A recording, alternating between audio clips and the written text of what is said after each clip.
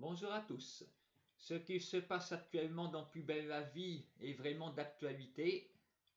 En effet, alors que nos héros se sont retrouvés confinés à l'hôpital pendant une semaine, c'est la France tout entière qui se retrouve confinée, puisque lundi, le président de la République a annoncé les mesures. Vraiment, il est incroyable de voir à quel point ce feuilleton est très réaliste. Mais pas toujours. Je pense au nouveau directeur par intérim de l'hôpital qui est arrivé lundi, juste après le discours de notre président. On le voit, et que fait-il? Eh bien, il serre la main à tout le monde. Oui, oui. Et après, pareil, serrage de pogne en permanence.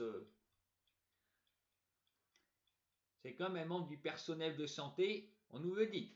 Évitez de serrer les mains, évitez les contacts, restez chez vous, lavez-vous bien les mains.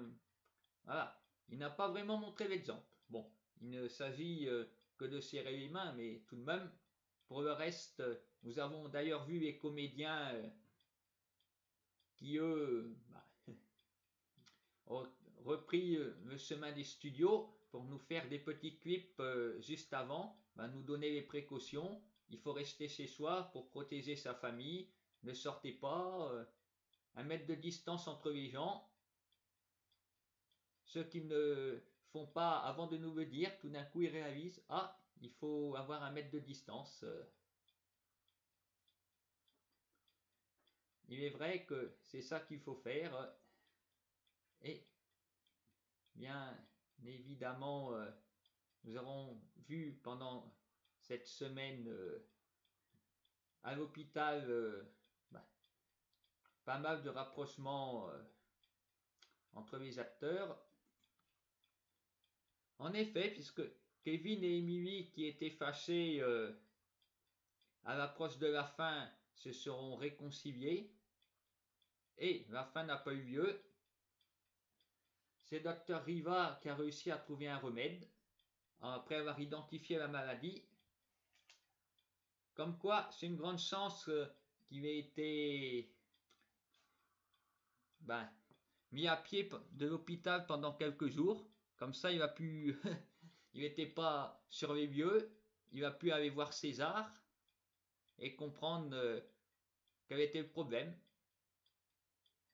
Quel boulet ce César, mettre tout Marseille en danger parce qu'il fait du trafic de bois rare. Et il n'a rien dit en plus.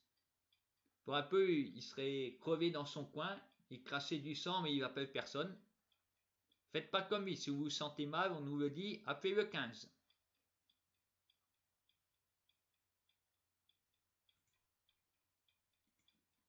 Ne faites pas non plus comme Jeanne, qui s'est rendue, si je puis dire, dans la cage au lion.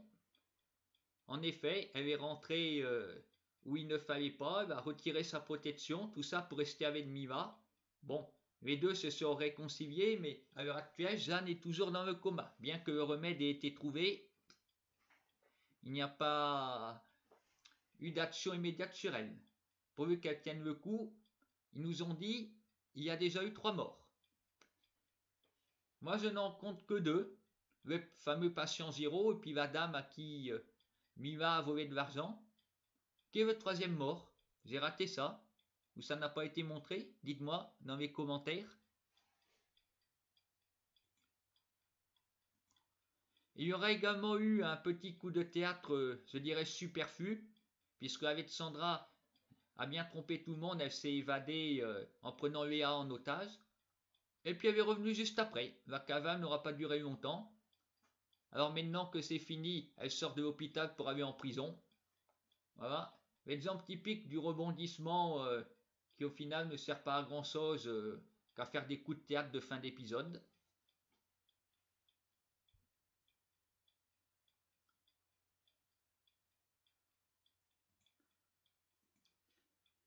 Ainsi donc, cette période de confinement à l'hôpital est à présent terminée. Nos héros vont pouvoir rentrer chez eux. Pour ceux qui le peuvent, ils ne sont pas encore remis, espérons que ça ira mieux d'ici là. D'autant que mardi, il se prépare quelque chose, le fameux Prime intitulé Sans retour. Il s'agit bien évidemment de ce qui a été annoncé cette semaine, la fameuse fête d'Andrés dans son petit ranch à lui. Et à ce qui paraît, d'après les résumés, ça va être pris d'assaut par des bandits. Alors pourquoi ça?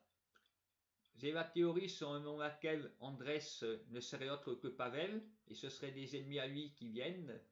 Il ne voulait pas avouer sa relation avec Luna pour la protéger.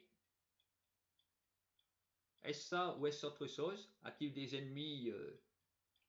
Serait-il infiltré afin de découvrir qui est Pavel? Nous verrons également le fameux jeu que organise Blanche Franck avec Noé et auquel voilà, le policier va aussi se joindre. Qu'y aura-t-il d'autre au programme du Prime? Je ne sais pas. Après, il y aura également, comme à chaque Prime, le magazine présenté par Wendy Bouchard, à bas les préjugés.